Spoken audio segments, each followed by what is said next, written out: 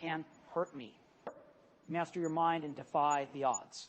30-minute book summary by David Goggins. Imagine waking up one morning and realizing something uncomfortable. The biggest obstacle in your life might not be your circumstances. It might be the story you keep telling yourself about what you can and cannot do. That is the central idea behind David Goggins' Can't Hurt Me. This is not simply a book about fitness. It is a story about discipline, pain, fear, self-doubt, responsibility, and the enormous gap between what we think we are capable of and what we can actually become. Goggins grew up in a difficult environment. He experienced poverty, racism, family problems, fear, and deep insecurity. At one point, he was far from the image of the disciplined athlete people know today. He struggled with his weight. He lacked direction.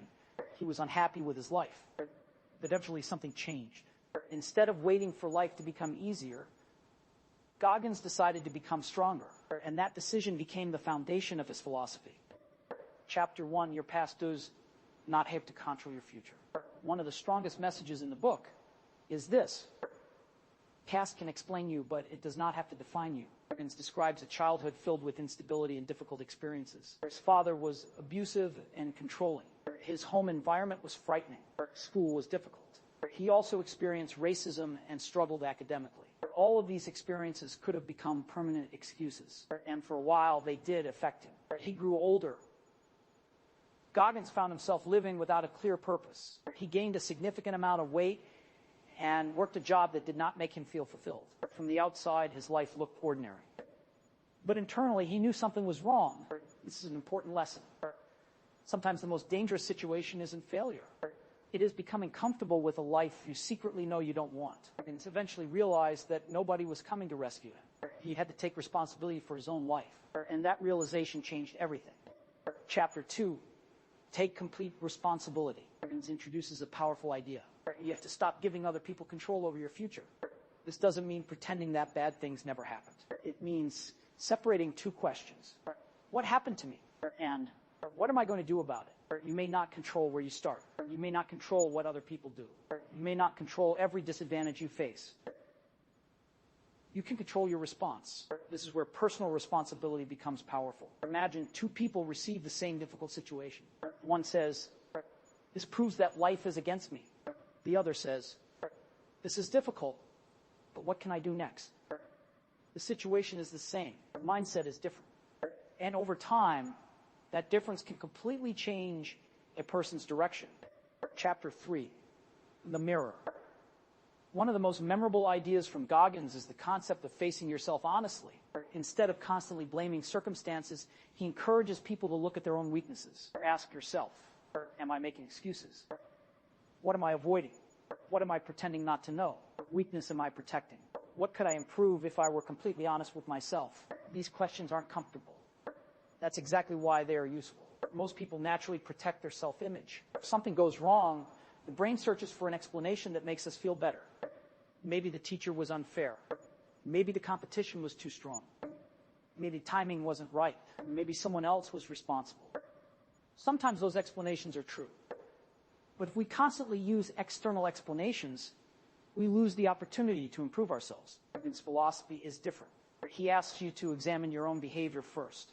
Not because everything is your fault, because what you control is where your power begins.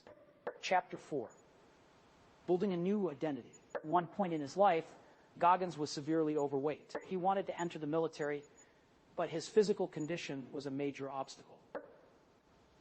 Instead of accepting that limitation, he made a radical commitment to change. He began losing weight and preparing his body. The deeper transformation wasn't physical. It was psychological. He started seeing himself differently. This is a crucial concept. Habits are not only things you do, they're evidence of the person you believe you are becoming.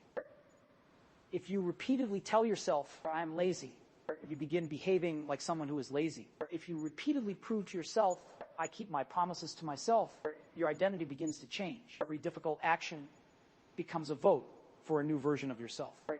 When you said you would. Study when you don't feel like studying. Exercise when motivation disappears. Finish the project you wanted to abandon. These actions seem small. Together, they build identity. Chapter 5, Motivation is not enough. This is one of the most important lessons from the book. Motivation is temporary. You can watch an inspirational video and feel unstoppable. You can listen to a powerful speech and decide, tomorrow everything changes. But then tomorrow arrives, tired, you're distracted, you don't feel inspired, and suddenly the motivation disappears. So what happens? If your progress depends entirely on motivation, your progress becomes inconsistent. Higgins argues for something stronger, discipline. Discipline means doing what needs to be done even when your emotions don't support the decision. You don't need to feel motivated to study. You don't need to feel inspired to work. You don't need to feel powerful to begin. Sometimes the most important action is simply starting. Chapter 6, the 40% rule. One of the most famous concepts associated with Goggins is what he calls the 40% rule. Basic idea is that when your mind tells you that you've reached your limit, you may still have more capacity available. This should not be understood as a literal scientific measurement. It's a mental framework. When discomfort appears, the brain often interprets it as stop. Discomfort and danger are not always the same thing. So, for example, imagine you're studying for an important exam. You've studied for an hour. Attention begins to drop. Brain says, I can't focus anymore. Sometimes you truly need rest. Sometimes you simply need to push through temporary discomfort. The lesson is not always ignore your body. The lesson is don't automatically assume that discomfort means you are incapable. Learn to distinguish between genuine limits and psychological resistance. Chapter 7, the cookie jar. Another powerful concept in the book is the cookie jar. Think of it as an imaginary collection of your past victories. Every time you accomplish something difficult, you add it to the jar. You finished a difficult exam. Maybe you learned a new skill. Maybe you completed something you once believed was impossible. Maybe you overcame a period when you wanted to quit. Those experiences become evidence. When you face a new challenge, you mentally return to the cookie jar. You remind yourself, I've overcome difficult things before. This is different from empty positive thinking. You aren't saying everything will be easy. You're saying, I have evidence that I can handle difficult situations. Deference matters. Confidence doesn't always come before action. Sometimes confidence comes because you acted despite fear. Chapter 8, get comfortable with discomfort. Life is designed to make us comfortable. Food can arrive at our door. Entertainment is available instantly. Information is everywhere. We can constantly distract ourselves from boredom. Comfort has a hidden cost. If you always escape discomfort, you never learn that discomfort is survivable. Higgins deliberately places himself in challenging situations. Why? Because difficulty becomes training for the mind. Think about learning a difficult subject. First, confusion feels uncomfortable. You don't understand the material. You make mistakes, or you want to stop. If you continue, something happens. Brain adapts. The subject becomes easier. The same principle can apply to many areas of life. Difficulty can become practice, can become feedback. Discomfort can become training. Chapter 9, stop negotiating with yourself. Have you ever told yourself, I'll start tomorrow? Tomorrow becomes next Monday. Next Monday becomes next month. And eventually, nothing changes. This is one of the most dangerous habits because it feels harmless. You aren't saying, I'll never do it. You're saying, not today. But repeated, not today decisions can create an entire lifestyle. His philosophy challenges this negotiation. When you make a commitment, don't constantly reopen the debate. If you've decided to study for 30 minutes, study. If you decided to exercise, begin. If you've decided to work on your project, sit down and start. Your emotions can change every day. Commitment shouldn't have to. Chapter 10, accountability. Another important lesson is accountability. If you want to improve, you need a way to measure reality. Simply say, I think I'm getting better. Something. How many pages did you read? How many hours did you study? How many days did you practice? How much work did you complete? What mistakes did you make? What improved? Numbers and records can reveal things emotions hide. Maybe you think you're working hard. Your results show inconsistency. Maybe you think you're not improving. But your records show steady progress. Accountability turns vague intentions into something concrete. Chapter 11, failure as information. Many people treat failure as a judgment. They think, I failed, therefore I'm not good enough. And approaches failure differently. Can become information. Something didn't work, ask, why? What's missing? Did I underestimate the challenge? What should I change? What did this experience reveal about me? This mindset transforms failure. Instead of being the final answer, failure becomes data. Imagine you take an exam and receive a disappointing result. Two possible reactions. First is, I'm stupid. The second is, my preparation strategy wasn't good enough. What specifically went wrong? The second response creates a path forward. Chapter 12, don't chase comfortable goals. There is a difference between a goal that sounds impressive and a goal that actually challenges you. A comfortable goal doesn't require much transformation. A meaningful goal often forces you to become someone different. Do you want to become fluent in a new language? The goal isn't simply, I want to speak another language. The real challenge is becoming the person who practices consistently. Goal forces identity change. Same thing happens with fitness, education, business, creativity, and personal development. Big goals are valuable partly because they expose weaknesses. And once weaknesses become visible, you can work on them. Chapter 13. MIN is a powerful tool, and story demonstrates something important about the human mind. Perception of difficulty can influence our behavior. You believe this is impossible. You are much more likely to stop. If you believe this is difficult, but I can take the next step, your behavior changes. Notice that the second statement doesn't promise success. It simply keeps you moving. It's an important distinction.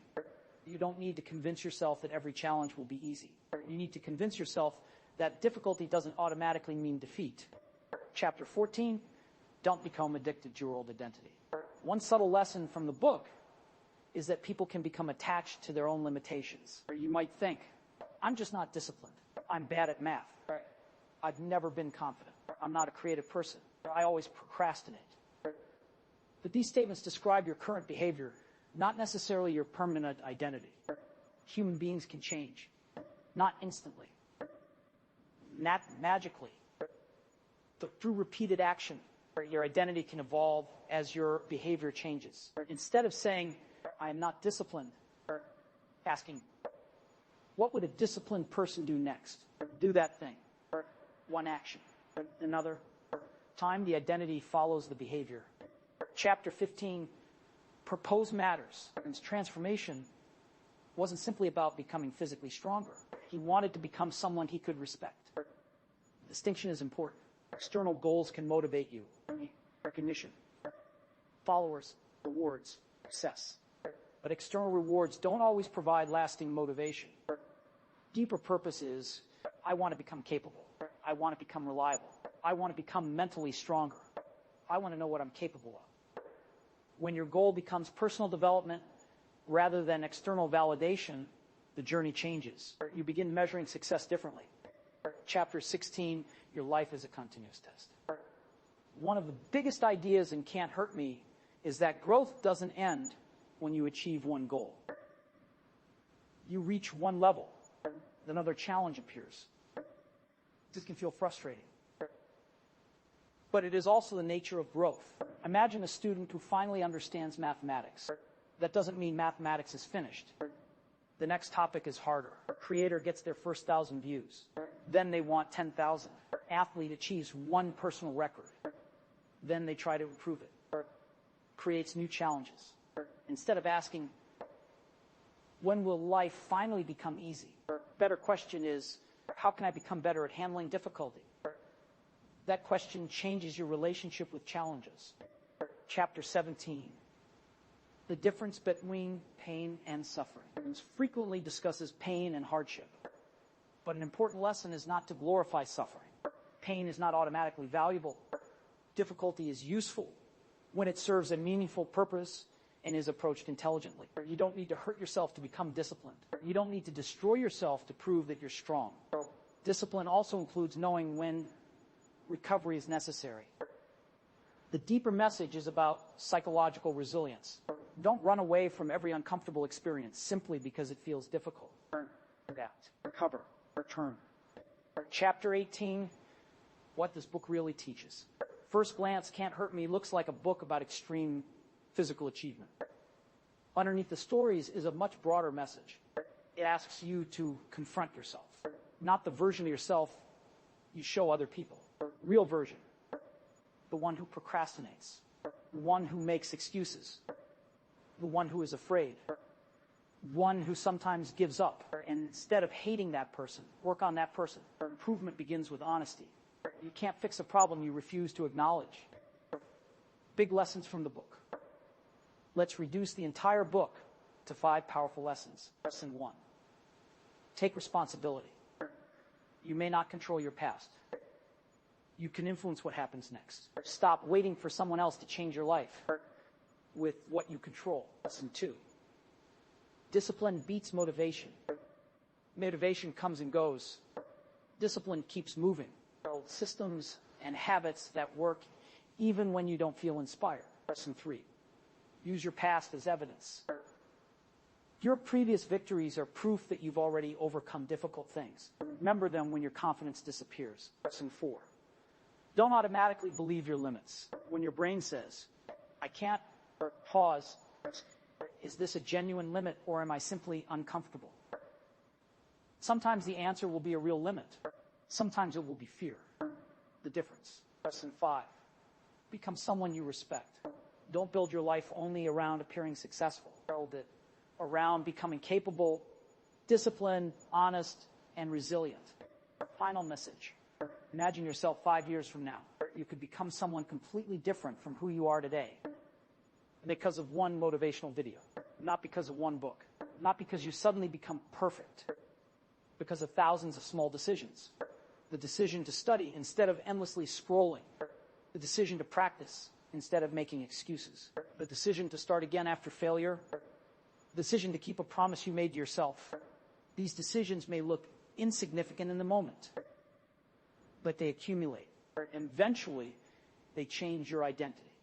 That is perhaps the deepest lesson of Can't Hurt Me. You don't discover your potential by thinking about it. You discover it by testing yourself. You discover what you're capable of by doing difficult things, learning from failure, and repeatedly showing up. Remember, becoming stronger doesn't mean destroying yourself. It means becoming more capable of handling life's challenges. It means learning when to push, learning when to rest, learning when you're making excuses, learning when you genuinely need help. The goal isn't to become invincible. The goal is to become resilient. Tonight, before you sleep, ask yourself one simple question. What is one thing I keep telling myself I can't do? You don't need to solve your entire life tomorrow. You just need to take the next step. 1 page, 1 hour, 1 practice session, 1 difficult conversation, 1 promise kept, 1 small victory, and then another. Because your future isn't created by what you intend to do. It is created by what you repeatedly do. And sometimes the strongest version of you is hidden behind the thing you've been avoiding. Face it. Small. Stay consistent. And discover what you're actually capable of. This is the core message of David Goggins' Can't Hurt Me. Don't wait to feel ready. Yourself through action. And when your mind tells you that you've reached your limit, don't immediately believe it. Pause. Breathe. Take the next step. Because you may have more strength, discipline, and potential than you've ever tested. And the only way to discover it is to begin.